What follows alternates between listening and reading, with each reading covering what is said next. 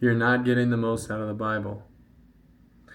Using this method that I just learned about, this could be a great way to really revolutionize the way you approach the Bible, and even more importantly, how you approach any text, any literature, any movie, and it'll really deepen your meaning, the meaning of everything you encounter.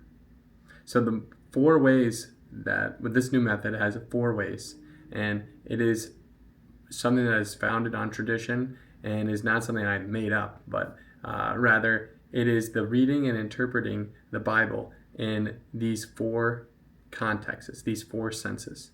First, the literal sense. What does the text, what do the words on the page actually say?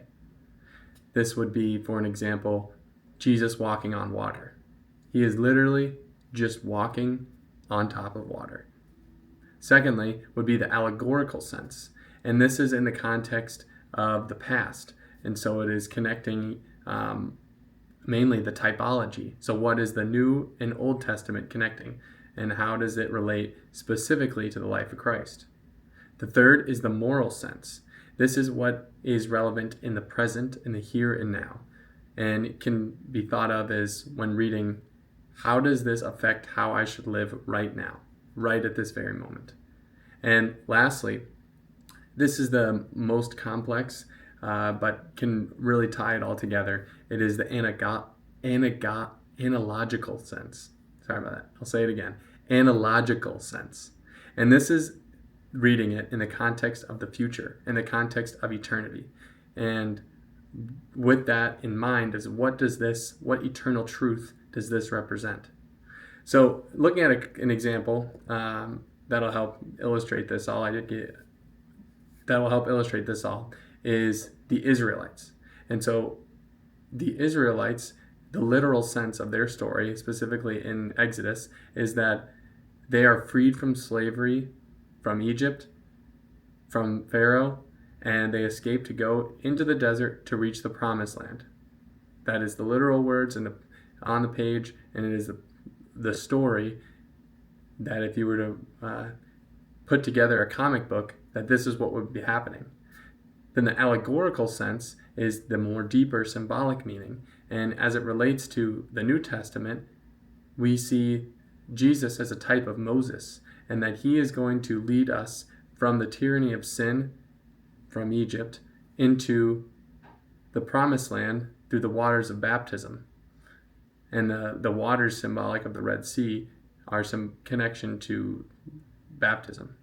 And then the third is the moral sense, and how this should affect what we are going to live in the here and now.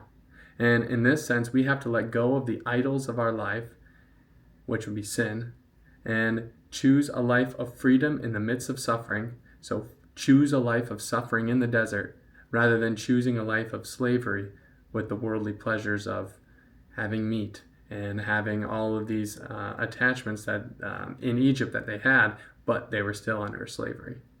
And then lastly, the analogical sense is, in viewing the Israelite story in the context of eternity, we have to see ourselves as refuge in this world, seeking a path away from slavery to the promised land of heaven.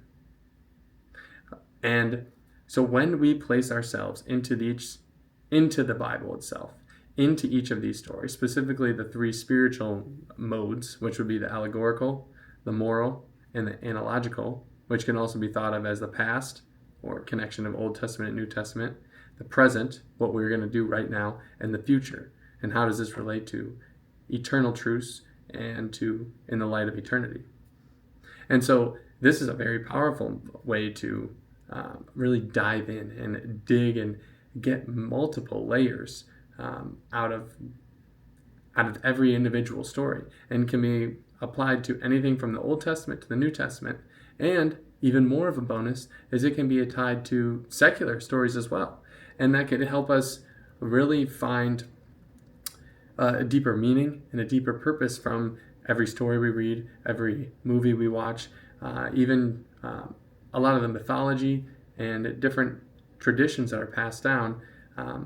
We can imprint this method, and specifically in the light of Christ, but also just in the context of these 4 senses, and how to get a deeper meaning from it. And so the example I want to show this with is Sandlot. And so the literal sense of this is that there's a new kid who moves to the neighborhood, and he looks to make friends by playing baseball. And with this new crew of guys he plays baseball with, they become great friends as they try to get his dad's baseball back, stepdad's baseball back. And then the allegorical sense would be more of the spiritual,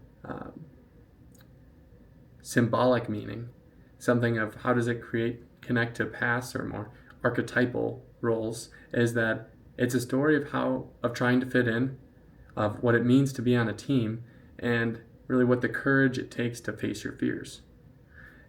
And this can be seen in how he joins the team, he goes out of his comfort zone, and then he has to go on this wild, crazy adventure doing things he would never have planned of just so he can help get his dad's baseball back. And then the moral sense of this is that we should always be on the lookout for the little guy or the new guy on a team. And especially as we learn also, is that we should own up to our mistakes. And that is really the best and only way through. And then finally, the analogical sense is it is the best to always tell the truth and to face your fears. And as we see, blanking on his name, the main character, as we see him, he does not lie to his stepdad.